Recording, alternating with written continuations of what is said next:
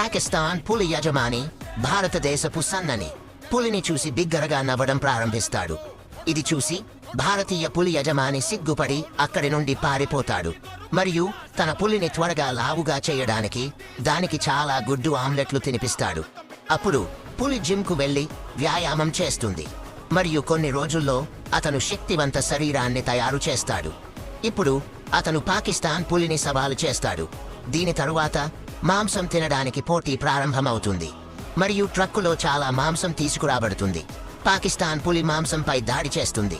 దీని కారణంగా పాకిస్తాన్ ప్రజలు మన పులి గెలుస్తుందని అంటున్నారు. కానీ ఇక్కడ భారతీయ పులి కూడా మాంసం తింటుంది. ఇది చూసి భారతీయ ప్రజలు మన పులి అత్యంత వేగవంతమైనదని అంటున్నారు. కానీ రెండూ సమాన మాంసం తినడం వల్ల అలసిపోతాయి. ఇప్పుడు దాని నిర్ణయం ఓటు వేయడం ద్వారా ఉంటుంది. మీరు పాకిస్తాన్ను గెలవాలనుకుంటే కామెంట్ చేయండి మరియు మీరు భారతదేశాన్ని గెలవాలనుకుంటే లైక్ చేసి సబ్స్క్రైబ్ చేయండి. విజేత ఎవరు అని చూద్దాం.